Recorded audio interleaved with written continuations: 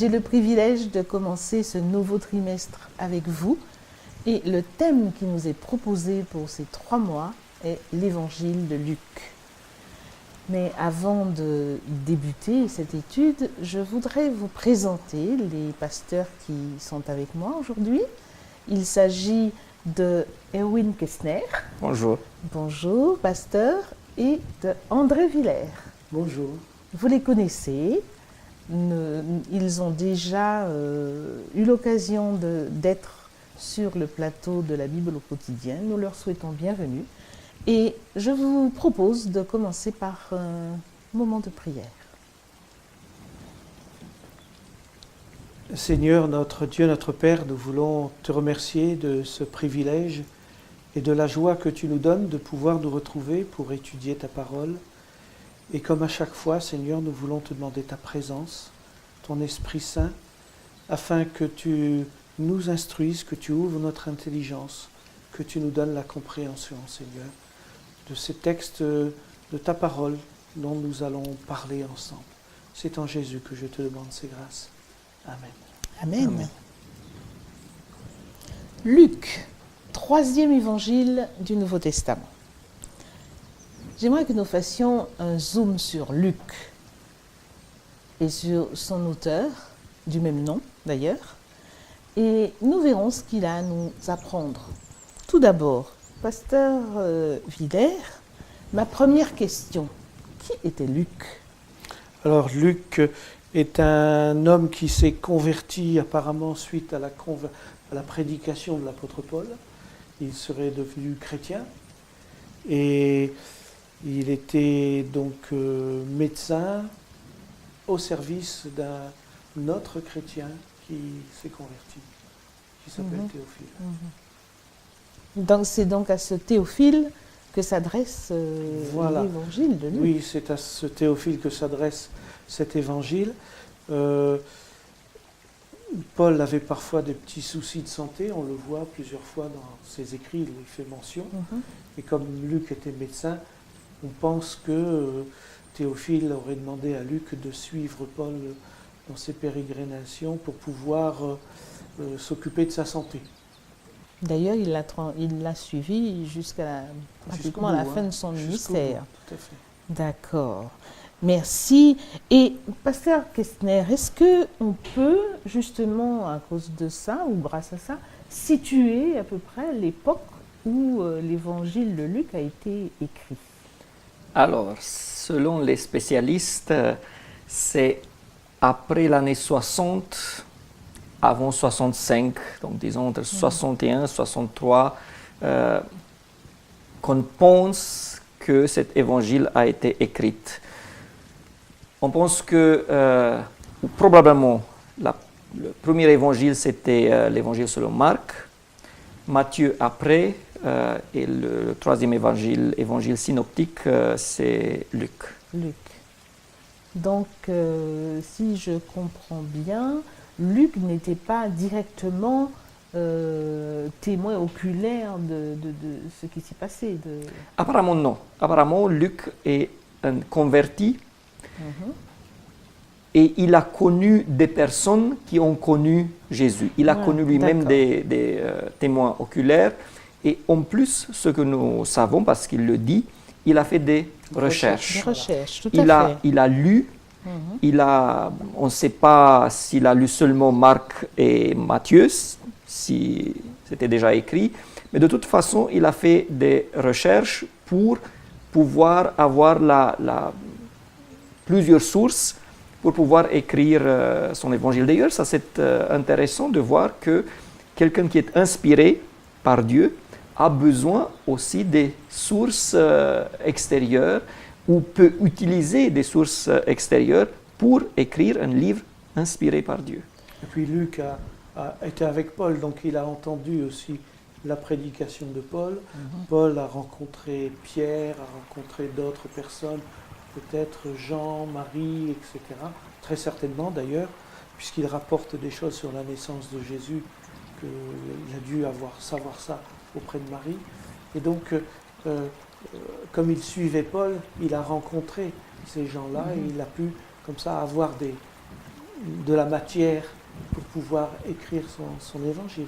Donc nous allons le voir dans l'étude la première étude qui nous sera proposée tout à l'heure.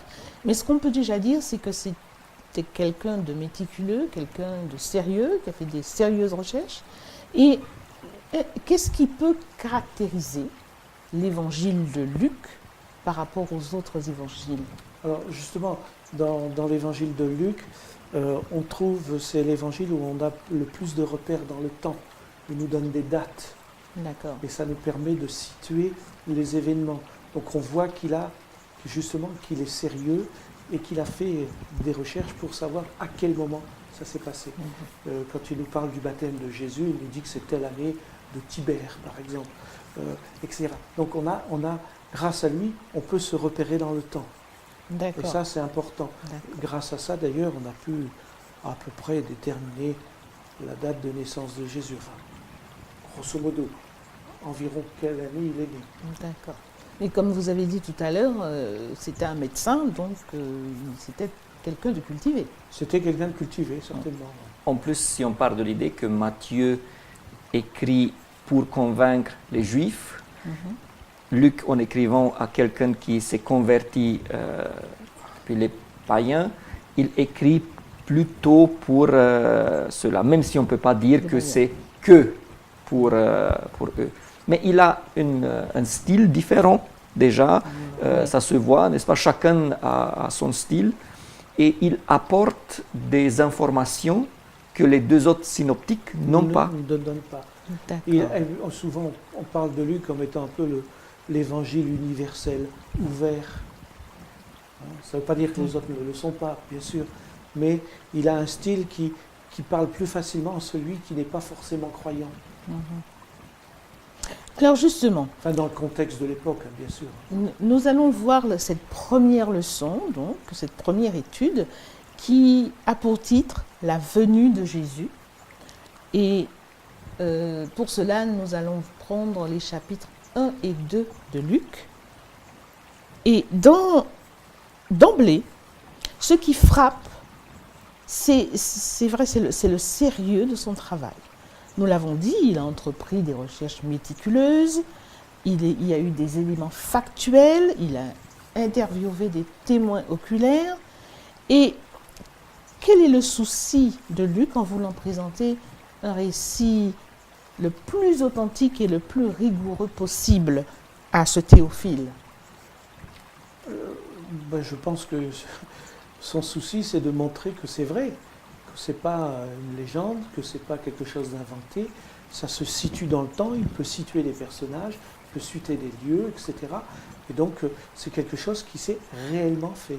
D'ailleurs, le texte le dit, premier chapitre, verset 4, « Afin que tu reconnaisses la certitude des enseignements que tu as reçus. Voilà.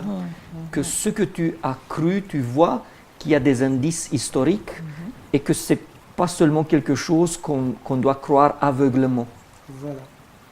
Donc c'était pour asseoir la foi de Théophile. Oui, parce que la foi, on croit sans avoir des preuves, mais après, nous n'avons peut-être pas des preuves, mais nous avons des indices, nous avons des faits qu'on voit, qu'on reconnaît et qui certifient ce qu'on a cru avant. D'accord, merci. Alors, nous allons voir l'annonce de la naissance de Jean, les tout débuts, des versets au début du premier chapitre. Luc va nous annoncer un récit clair, ordonné. Il va donc commencer par la naissance de Jean-Baptiste et il rapporte le fait d'un ange spécialement missionné et dépêché auprès de Zacharie. Zacharie, c'était un sacrificateur. Et je pense que le fait qu'un ange soit spécialement dépêché pour annoncer la naissance de Jean-Baptiste à Zacharie, c'était quelque chose d'important. C'est clair. D'autant plus qu'il faut savoir qu'on est à une époque où il n'y a plus eu vraiment d'intervention divine, de prophètes. Ça fait plusieurs siècles qu'on a l'impression que Dieu ne parle plus. Et voilà que Zacharie qui officie, à ce moment-là, c'était son tour d'officier et d'offrir le Dans le parfum temps, oui. au moment de la prière dans le lieu saint. Et il est là, et voilà que l'ange lui apparaît. Donc il y a un côté très solennel. Il est dans l'exercice de ses fonctions. Il représente le peuple. Mais l'ange vient lui donner un message personnel, mais qui concerne aussi le peuple. Puisque dans ce que l'ange dit, le peuple est concerné. On va peut-être le lire, Oui. si vous voulez bien. Quand au verset 15, par Oui. exemple, il dit « Car il sera grand », en parlant de Jean-Baptiste, Oui. il sera grand devant le Seigneur, il ne boira ni vin ni liqueur enivrante, il sera rempli du Saint-Esprit dès le sein de sa mère, il ramènera plusieurs des fils d'Israël au Seigneur leur Dieu, il marchera devant Dieu avec l'esprit et la puissance d'Élie pour ramener les cœurs des pères vers les enfants et les rebelles à la sagesse des justes, afin de préparer au Seigneur un peuple bien disposé. Donc il a une mission quand même Mission bien importante. particulière. Zacharie apprend qu'il va avoir un fils et que son fils est chargé d'une mission énorme.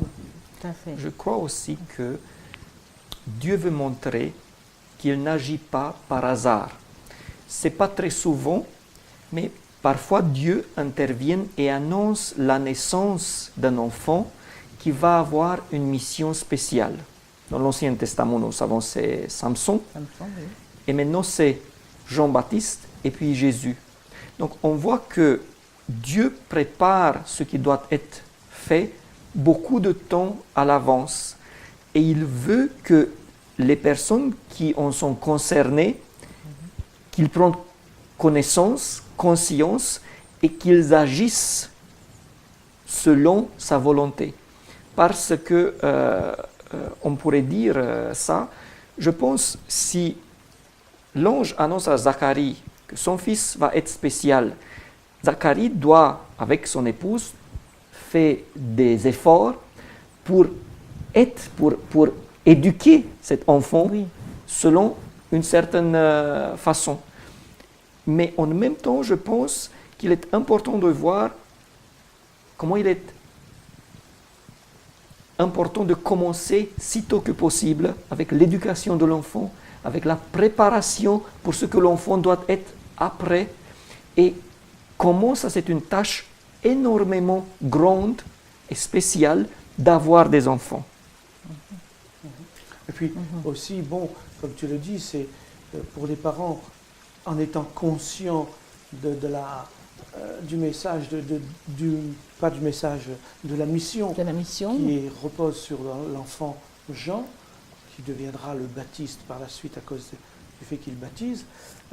Jean va, les parents savent, comme tu le dis, dans quel sens il faut l'enseigner et l'éduquer. Mais aussi, c'est aussi pour le lecteur qui vient après cette histoire, de se dire Jean-Baptiste, c'est pas une lubie qui lui a pris comme ça un jour, c'est que Dieu l'avait prédestiné à ça. Dieu avait voulu. Cet enfant est venu pour ça, en quelque sorte. Voilà.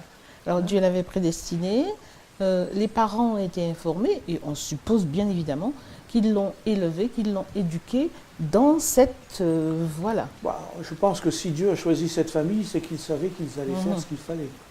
Une famille de sacrificateurs. Et c'est intéressant, car Zacharie a beaucoup prié pour avoir un enfant. L'ange lui dit, ta prière a été exaucée. Oui. Donc, il a prié peut-être pendant des années. Maintenant, l'ange vient lui dire, ta prière, oui, ça va. Et il dit, mais ça ne peut pas se passer parce que moi, je suis trop âgé. Maintenant, c'est trop tard, quoi. Il est en train de dire à Dieu, c'est trop tard, il fallait venir plus tôt. Hein. C'est un peu ça. Bon, on va laisser un tout petit peu cet aspect-là, si vous voulez bien, et nous allons passer à l'annonce de la naissance de Jésus. Nous allons y revenir. Donc, la naissance de Jésus. De même que l'ange Gabriel avait été missionné pour Jean, on voit que c'est ce même ange, donc, qui est également missionné, et là, auprès de d'une vierge, de Marie, pour annoncer la naissance de Jésus. Alors, qu'est-ce que vous pouvez en dire? Pourquoi était-ce une mission de la plus haute importance? Pasteur Villers?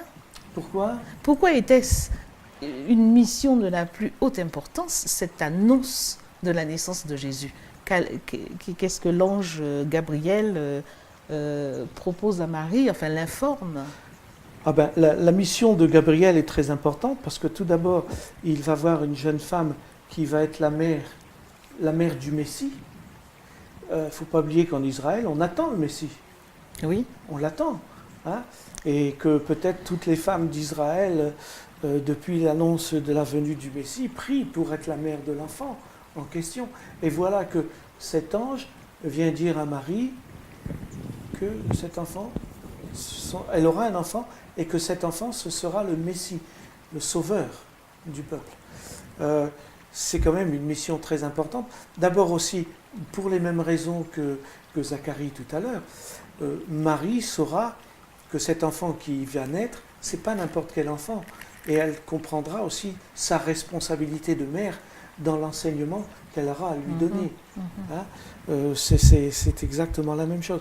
Mais c'est aussi pour que plus tard, on sache que Jésus, sa naissance, elle n'est pas une naissance comme les autres. Elle est miraculeuse, comme celle de Jean-Baptiste. Hein? 2 personnes âgées qui ne peuvent plus avoir d'enfants, une femme qui n'est plus en état d'avoir d'enfants, d'être enceinte. Pour Jean-Baptiste. Pour Jean-Baptiste. Hein? Et il y a un miracle, Dieu accomplit un miracle pour que cet enfant vienne au monde. Et qui va être celui qui va annoncer la venue du Messie. Et puis le Messie qui vient, lui, encore dans une autre impossibilité, une fille vierge. Donc, à l'époque, on ne connaissait pas l'insémination artificielle. Hein? Donc, une jeune fille vierge qui va se retrouver enceinte. Donc, 2 impossibilités à vue humaine. À vue humaine. Deux miracles. Et bien sûr, le plus grand, peut-être, c'est celui de la naissance de Jésus. Quoique, une personne âgée qui ne peut plus procréer, qui arrive à porter des enfants, c'est aussi très miraculeux. Alors, nous avons vu cette mission qui était extraordinaire. Hein, voilà. Nous allons peut-être lire, si vous voulez bien, je vais lire et puis je vais vous poser la question après, pasteur Kessner. Au verset 32 et 33, l'ange dit, toujours du chapitre 1, hein, « Il sera grand et sera appelé fils du Très-Haut. Et le Seigneur Dieu lui donnera le trône de David, son père. Il régnera sur la maison de Jacob éternellement, et son règne n'aura point de fin. » C'était une mission universelle. Mais cette mission, elle avait déjà été prédite depuis bien longtemps avant. Qu'est-ce que vous en pensez? Alors, il faut voir que le peuple attendait, parce que le Messie avait été annoncé. Et à ce moment-là, l'ange vient et dire, voilà, les prophéties seront accomplies. Tu seras la jeune femme dont a parlé déjà Ésaïe. Ton fils sera le Messie, sera un fils d'homme, mais en même temps, fils de Dieu. Et ça se fera d'une manière qui n'a pas jamais été possible, qui n'a jamais eu lieu et qui ne va pas avoir lieu pour toujours. Donc, ça montre que la naissance de Jésus est beaucoup plus importante que celle de Jean. De Jean-Baptiste. Cette annonce prépare Marie à ce qui va se passer. Imaginez-vous qu'elle aurait eu l'enfant sans être préparée à ça. Et en même temps, ça montre, et on a les deux, c'est ça la chose que fait Luc différemment de Matthieu et Marc. Nous avons les deux, Jean-Baptiste et Jésus, les parents de Jean-Baptiste et Marie. Les parents de Jean-Baptiste sont des personnes justes devant Dieu et Marie montre le même état d'esprit parce que à la fin, elle dit « Je suis la servante du Seigneur, qu'il me soit fait selon ta parole. » J'aimerais que tout le monde, tous les gens qui reçoivent une mission de Dieu, que ça soit importante ou moins importante, répondent de la même manière. Mais j'ai quand même une question par rapport à ça, excusez-moi. On a constaté qu'après la naissance, enfin à l'annonce de la naissance de Jean-Baptiste à Zacharie, il a émis un certain doute. Oui. Il a dit, mais comment ça se pourrait? Moi, je suis vieux, ma femme aussi. Et l'ange l'a frappé de mutisme, il est resté muet pour le punir d'avoir douté en quelque sorte, jusqu'à la naissance de l'enfant. Mais quand je constate la réaction de Marie, avant qu'elle dise « Je suis la servante du Seigneur », elle a également posé une question. Comment cela se ferait-il puisque je ne connais point d'homme? Alors, elle se situe sur deux plans différents. Zacharie dit « À quoi reconnaîtrai-je » Il ne dit pas comment cela se fera. À quoi reconnaîtrai-je? Est-ce que tu vas me donner un signe qui me permettra de savoir que c'est le moment, parce que je suis vieux et c'est pas possible. Hein? Marie dit, elle dit pas la même chose. Elle ne dit pas à quoi je reconnaîtrai-je, elle dit comment ça va se faire. Elle est surprise parce que elle n'est pas mariée, elle n'a pas donc de mari pour avoir un enfant, et elle ne comprend pas comment elle peut avoir un enfant. C'est pas un doute, c'est une interrogation. Alors que Zacharie doute et il demande un signe, parce qu'il est vieux et donc il pense que ce n'est pas possible. Je suis d'accord. Marie pose une question factique. Voilà. Elle dit, mais comment ça se fait? J'aimerais savoir plus. Et ça se voit quand l'ange lui répond, parce que Marie pose la question comment, et l'ange lui répond, voilà comment, le Saint-Esprit viendra sur toi. Donc, ça montre que sa question n'était pas une question douteuse, mais une question qui voulait plus apprendre. D'accord. En tout cas, nous voyons que ces deux naissances, celle de Jean-Baptiste puis celle de Jésus, ont été annoncées, reconnues, louées du reste, non seulement par des particuliers, des personnes en particulier, mais également par des anges. D'où l'importance des deux événements. Alors, il faut quand même remarquer que la naissance de Jean-Baptiste, même si c'est fait avec des vieilles personnes, c'est quand même un homme et une femme. Oui. Jean-Baptiste a un père humain et une mère humaine. Jésus n'a pas de père humain. Il a juste une mère. Une mère humaine. C'est pour montrer que c'est une intervention directe de Dieu. Jésus n'est pas n'importe quel homme. Et en même temps, c'est pour ça qu'on dit qu'il sera appelé Fils du Très-Haut. Pour toujours, Jésus va être d'abord le Fils de Dieu et juste après le Fils de Marie. Donc Jésus montre à un certain moment à Marie qu'il est d'abord lié à Dieu et puis à elle. En tout cas, ce qu'il faut aussi, et je pense que vous serez de mon avis, il faut reconnaître que non seulement les textes des prophètes de l'Ancien Testament, ainsi bien que les textes que nous voyons dans Luc et puis même dans d'autres évangiles, sont tous complémentaires. Et comme ils sont tous complémentaires les uns des autres, on peut réellement supposer qu'ils ont été inspirés. Qu'en pensez-vous? Comment ça, ils ont été inspirés? Ils ont été inspirés, c'est-à-dire qu'ils ne sont pas le produit de l'imagination ou de l'esprit humain. Tout à fait. Et d'ailleurs, ça se voit, il y a certains aspects qui sont pris en compte par un des écrivains et un autre aspect qui est pris en compte par un autre. Et je pense que ce n'est pas anodin le fait que sur Jésus-Christ, il n'y a pas un seul récit, mais 3 synoptiques et puis un quatrième. Parce que c'est vraiment le cœur de la Bible et c'est le cœur du plan du salut et ça est montré aussi par le nombre des récits. Matthieu va insister sur le fait que Jésus est le descendant de David, celui qui devait être descendant d'Abraham, descendant de David. Oui. Il est dans la lignée de celui qui doit être le Messie. Marc, lui, on le voit tout de suite adulte, Jésus. Par contre, Luc vient nous apporter, même si Matthieu a montré qu'il y avait la naissance virginale, il le dit très rapidement, Luc, lui, va rentrer un peu plus dans le détail. Grâce à Luc, on connaît un peu mieux l'histoire de l'Annonciation, etc. On n'aurait pas tout cela si Luc ne l'avait pas raconté. Heureusement qu'il a fait ses recherches. Ça nous éclaire aussi. Hein. Jean, lui, fait remonter directement Jésus à Dieu. Dès l'introduction de son évangile, au commencement était la parole. D'accord. En tout cas, vous avez peut-être une dernière phrase de conclusion, parce que malheureusement notre temps vient. Proche de la fin. Oui, oui.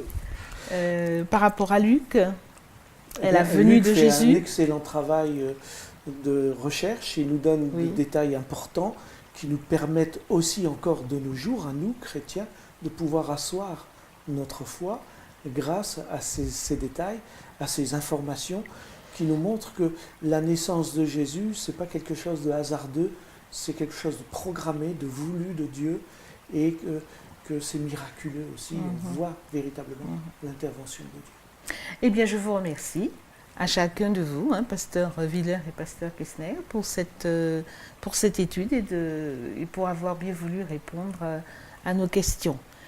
Notre étude est maintenant terminée, chers internautes. Nous espérons que vous aurez aussi, vous, reconnu le sérieux du livre de Luc et que vous aurez la certitude des enseignements sur Jésus. À bientôt pour une prochaine étude. Au revoir. Au revoir.